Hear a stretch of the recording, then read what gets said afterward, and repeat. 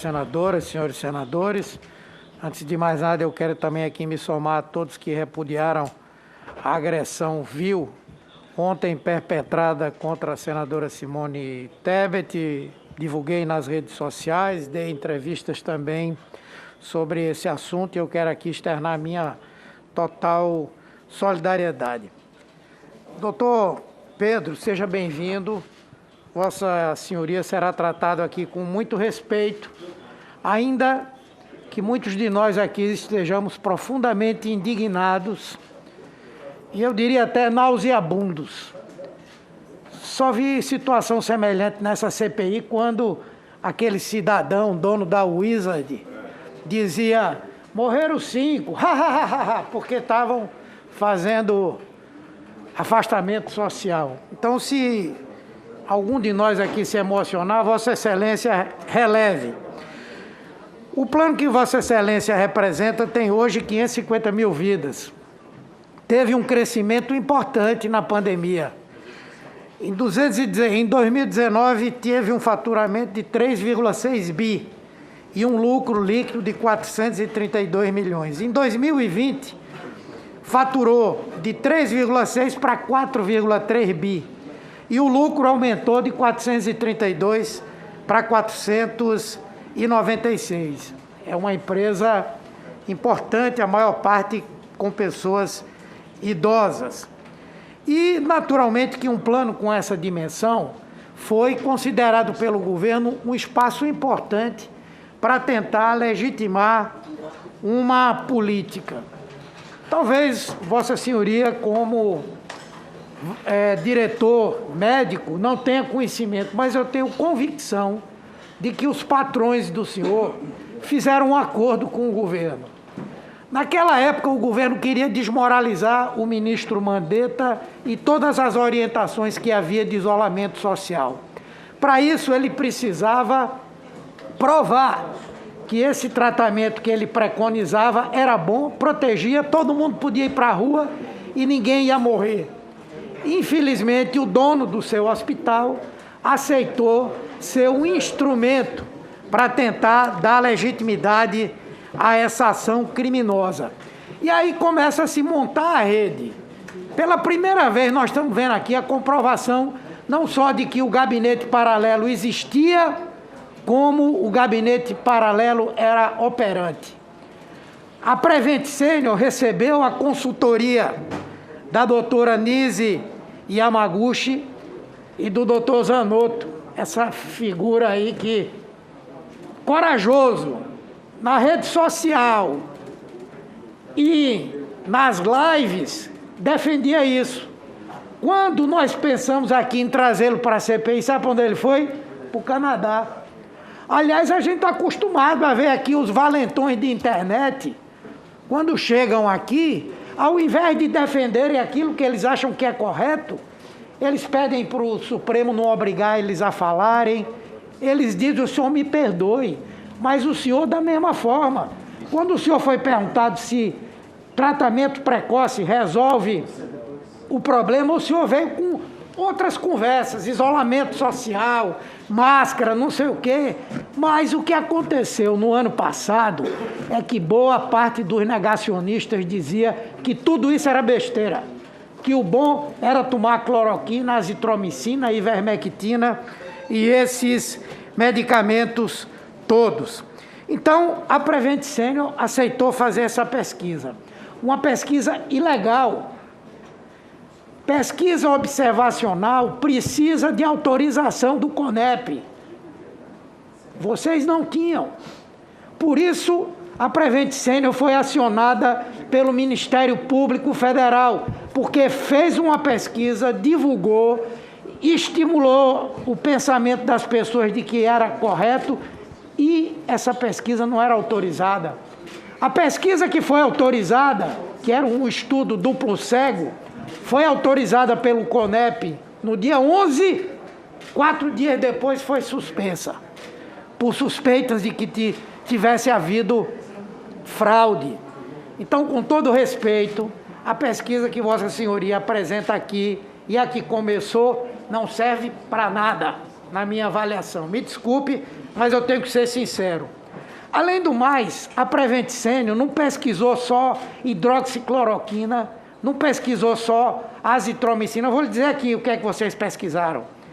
Pesquisaram com hidroxicloroquina, azitromicina, ivermectina, colchicina, nitazoxamida, flutamida, onde saiu até na televisão, mulher que tomou esse remédio que não pode ser dado para mulher. Meninas tomam, senador. Bicalutamida, heparina inalatória e o ozônio por via retal. Tudo isso foi pesquisado na Prevent Senior. Nada disso com autorização. Até célula-tronco. O que é que eles fizeram? Eles têm uma autorização para um estudo de célula-tronco para análise de recuperação de cartilagem do joelho. Eles usaram isso como argumento para fazer pesquisa de célula-tronco para quem tem Covid. E o Conselho Federal de Medicina serve para quê? Para quê esses bolsonaristas do Conselho Federal de Medicina servem? Eu estou indignado, eu não consegui convencer a CPI de trazer aquele presidente do Conselho Federal de Medicina, porque isso é uma demonstração de uma omissão criminosa. Esse é um criminoso que permite que isso aconteça, que se faça isso com pacientes. Na verdade, foram 700 pacientes pesquisados que tiveram a orientação, a autorização, mas mais de 6.000 foram pesquisados sem que a autorização houvesse. Até hoje, o Prevent Senior dá cloroquina para quem chega lá. Até hoje. Então vejam, já tem vacina, vai ver que está diminuindo o número de pessoas morrendo e adoecendo, porque é a cloroquina, né? Será que é possível? Pode ser que seja isso aí. Eu gostaria de ter de Vossa Senhoria esse papel aí, mostrando, comprovando que todo mundo aprovou a utilização desses medicamentos, que até para essa observação havia concordância. E queria também para esses outros 6.000, que prove que as pessoas tinham consciência e que autorizaram a utilização desses medicamentos sem eficácia. Eu queria ainda aqui dizer o seguinte: são tantas coisas, ainda bem que o senador Renan pegou boa parte e mostrou aqui. A Prevent Senior foi uma das grandes consumidoras desses medicamentos ineficazes. Foram 3 milhões de medicamentos, o senhor não sabe, mas foram 3 milhões de medicamentos comprados pela Prevent Senior. Dava para atender 500.000 pessoas. Quer dizer, eles fizeram uma previsão de que cada associado, beneficiário da Prevent Senior, ganhasse um kit Covid. E não é verdade que a Prevent Senior mandava depois de uma consulta. Não é verdade. Me mostre aí, por favor, os pacotinhos prontinhos da Prevent Senior para mandar para casa das pessoas, o chamado kit Covid. Tem como mostrar aí, olha? São vários ali. O kit Covid é o que manda para as pessoas. Quando os senhores mandavam esse kit Covid, faziam eletrocardiograma para quem ia tomar a cloroquina? Não, segundo o vendedor, assina o contrato e chega. Vocês faziam todos esses pacientes que tomaram cloroquina, fizeram eletrocardiograma? Senador, os prontuários estão à disposição para os senhores poderem comprovar cada um dos casos. Mas isso é uma orientação geral. Sim, mas é importante. E o senador, senador Otto. O senador Humberto fez uma pergunta objetiva e me parece que isso não fere nenhum protocolo, nenhum sigilo médico. De modo algum. A pergunta objetiva existia a recomendação de eletrocardiograma... Para todos os clientes, não, uma vez que precisa se avaliar o quadro para clínico. Todos os clientes, não. Tem que se avaliar o quadro clínico de cada um. O senador perguntou a doutora Anise Yamaguchi, consultora da Prevent Senior. Não é consultora. Quando a senhora passa hidroxicloroquina e cloroquina, a senhora manda fazer eletrocardiograma, foi que ela respondeu? Sim. É necessário. É necessário, é importante, e Vossa Senhoria está me dizendo aqui Que não. Que muita gente recebeu esse kit Covid Senador, e não tinha se submetido. Pois não? Nós podemos recordar e remeter que a medicação ela é amplamente utilizada por outros profissionais como dermatologistas e reumatologistas e eles nunca solicitaram o eletrocardiograma para prescrevê-la. Aí o senhor está falando uma coisa que não tem embasamento científico. Sim, tem embasamento. O senhor sabe que a arritmia é uma doença o quê? Do coração. Ela é dose dependente? A arritmia? É dose dependente? O senhor sabe o que é dose dependente? O senhor, claro que sei o que é dose dependente. Então diga o que é dose dependente. Sim. O que é dose dependente? Dose dependente é quando, dependendo da quantidade de medicação utilizada, pode dar alguma reação. A proporção que você toma medicação que altera a arritmia, ela vai se agravando até parada cardíaca. Com certeza. Então, para dar hidroxicloroquina no paciente, doutor, tem que fazer eletro, então é cardiograma. Se o paciente tem história Isso é um procedimento normal. Não há qualquer Se o senhor manda para casa o kit Covid e não faz o eletro, você vai matar o paciente. Senador Otto. Não tem como deixar de reconhecer isso. Senador Otto, eu entendo o que o senhor está falando, mas não tem não existe qualquer protocolo no mundo que para uso de hidroxicloroquina tenha que se fazer eletro. Precisa se avaliar o paciente. Me compense aí meu tempo, presidente. Eles inventaram um negócio aqui, fizeram a maior festa, é o Golden Day.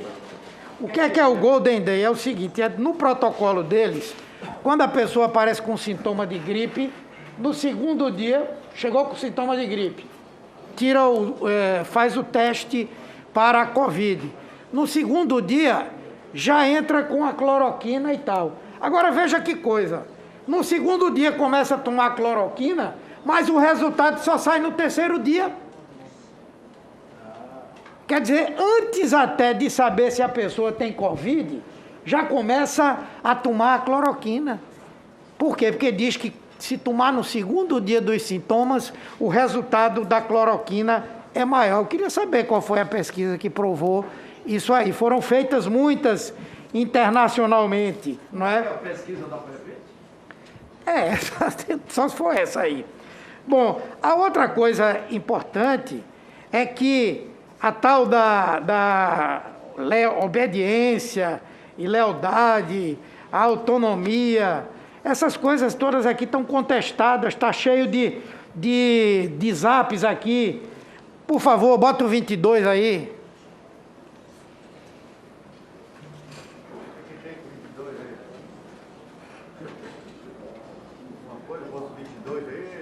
Aí. 22, aí lá, ó, meu partido, o seu é 13. Estamos aqui para trabalhar, não bater meta, então vamos fazer o que deve ser feito. Todos somos avaliados diariamente pelo nosso trabalho. Aqueles que insistirem em não preencher o perfil vão perder espaço na empresa.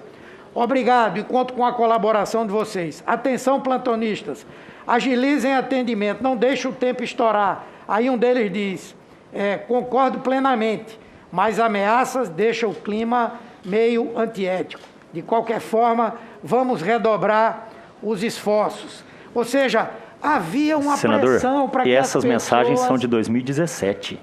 Para que essas... Onde estão ali? Sim, elas estão omitidas, senador. Eu tenho aqui as originais. Eu quero que Vossa Senhoria me passe... Tá, elas são de 2017, elas não são desse momento. Quantos profissionais foram demitidos por se recusarem a aplicar esse tratamento precoce?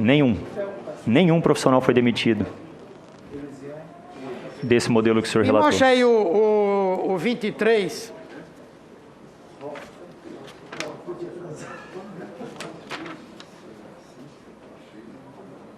É a mesma matéria que eu apresentei inicialmente, senador. Exatamente. Onde diz que os trabalhadores eram obrigados a atuar com Covid e aceitar a prescrição desses medicamentos que poderiam provocar doenças muito graves. A própria Vigilância Sanitária e a Anvisa confirmaram que isso era inverídico. Coloca aí o 24 e 25.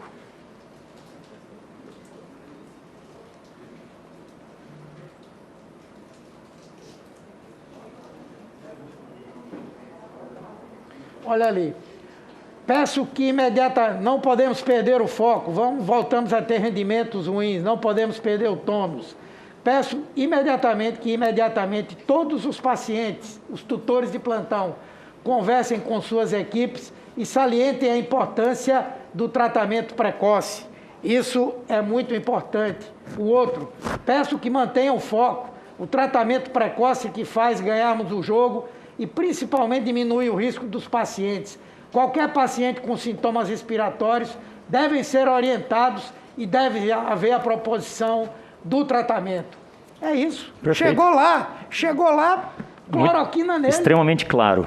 A proposta do tratamento é feita entre o médico e o paciente. Não tem nenhuma incitação objetiva e imposição. É tudo pautado na decisão entre médico e paciente. Passe para 26 e 27, por favor.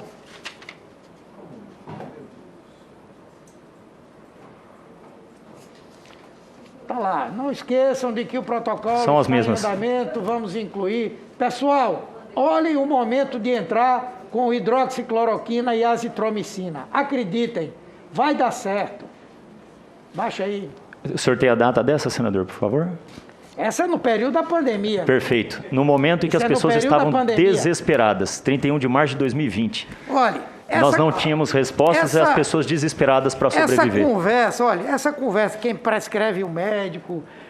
Está errado, senador? Isso é conversa para boi dormir. Ninguém pode prescrever veneno. Ninguém pode prescrever um medicamento que não tem utilidade. Concordo com o senhor. E tem mais. E esse conjunto de tratamentos aqui? Tudo bem. Se Vossa Senhoria Código me de disser... ética veda, viu? Se Vossa Senhoria me disser, olha, hidroxicloroquina, o CFM disse que é autonomia. Isso aqui... Senador. Bomba de ozônio. Senador. Todos os tratamentos e qualquer tratamento que for definido entre médico e família com o propósito de salvar o paciente, ele pode ser prescrito. Ninguém pode passar veneno para ninguém. Não estamos falando de veneno. Concordo com o senhor. Concordo plenamente com o senhor, senador. Não tem esse direito de fazer. Concordo com o senhor plenamente.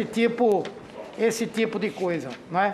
Só para terminar aqui, existem denúncias, né, de que questões simples, como equipamentos de proteção individual, não eram recomendados na Prevent Senior. Está aqui. Mostra aí, 32 e 33. Senador, o senhor relatou o ganho de indústria farmacêutica. Eu acho que não tem indústria que mais ganhou com a Prevent Senior do que a indústria de EPIs. Foram 80 milhões de reais gastos em EPIs e a própria Vigilância Sanitária, Anvisa e a própria ANS, Ministério Público, confirmaram que os protocolos eram seguidos rigidamente. Volto a dizer, o senhor... Isso aí é mentira? É mentira. Máscaras, precisaremos fazer uso consciente, exato, inclusive dos EPIs, para não ficar sem quando realmente for necessário. Perfeito. Adaptaremos as estratégias conforme os acontecimentos. O mais importante na prevenção é a higiene das mãos. Perfeito. Evitar contato com os olhos. Uso das máscaras. Somente indivíduos sintomáticos devem usar máscaras cirúrgicas. Todas as nossas unidades de atendimento são oferecidas máscaras Perfeito. para indivíduos sintomáticos. Profissionais das unidades de saúde, no geral, só devem utilizar a máscara quando realizarem atendimentos com proximidade menor do que 1 metro em pacientes considerados suspeitos dentro do hospital. Peraí, só um minuto. Só um minuto, senador. Senador, antes de mais nada, vejam as datas e o que foi dito antes. As máscaras, elas devem ser utilizadas e são determinados padrões de máscara. A vigilância sanitária, nós começamos treinamentos em 28 de fevereiro para a utilização de EPIs. E toda essa avaliação foi feita pelos órgãos de vigilância. A exigência de máscara é universal. Sim. Sim, e o senhor recorda que no começo da pandemia não era? O senhor recorda? Não. Sim. Dentro do hospital, não. Sim, senhor. Dentro de hospital, não. Quando o senhor... Dentro de hospital, qualquer hospital que trata doença infecciosa é obrigatória a utilização de máscara. Senadora, ali está falando de uma orientação geral. Porque a busca pela informação era se todo mundo que entrasse no hospital iria precisar. A senhora bem recorda que no começo da pandemia, não eram todos que entravam no hospital que precisavam utilizar máscara. Isso era uma realidade. Depois passou-se a ser obrigatório para todos os brasileiros utilizarem máscara. O assessorista, a equipe de transporte só deve utilizar a máscara Cadê o restante aí? Senador, essas máscaras são a N95. Quando tá sem um pedaço. Paciente Foi suspeito de omitida. Covid sob EQT, já que o paciente não está possibilitado de uso de máscara nesse caso. Recepcionistas também. É isso. Senador, está omitida a informação desse texto completo. A informação original eu tenho e eu passo para o senhor também. Porque está omitida a informação nesse texto. E a informação completa, que foi omitida por quem lhe passou essa informação, ela mostra a idoneidade da empresa, assim como foi confirmado por Anvisa, por Ministério Público, pela Vigilância Sanitária e todos os órgãos responsáveis por manter o nosso hospital funcionando adequadamente. Bom, eu vou concluir. Já falei demais e acho que o relator demonstrou com mais o que nós colocamos aqui, nos coloca diante de um quadro verdadeiramente escabroso, não é?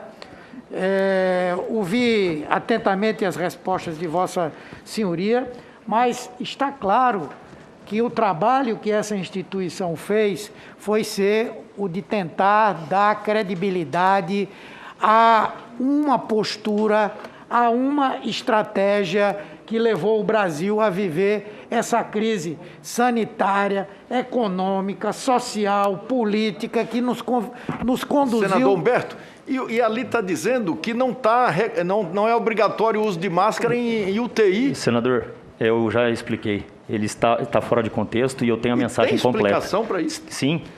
É só ver a data e o contexto que a mensagem está. Isso eu tenho toda a mensagem completa para mostrar para todos os senhores.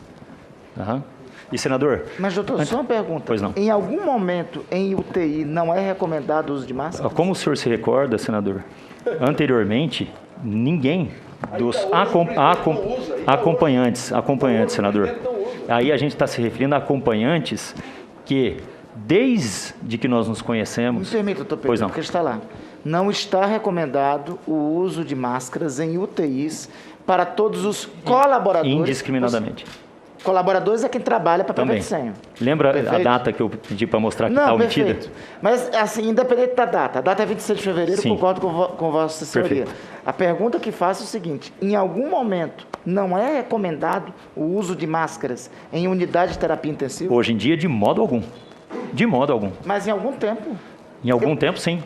Assim, me permita, os médicos aqui, claro. O senador Humberto, o senador Rogério, o senador Otto, mas eu aprendi que em UTI sempre é recomendado o uso de máscara. Senador. Sim, não, mas nesse caso senador. especificamente... E a gente estava se falando de uma doença, embora não se tivesse a pacificação do uso de máscaras, nós estamos falando de uma doença infecciosa. Sim. Lembramos de uma coisa muito clara.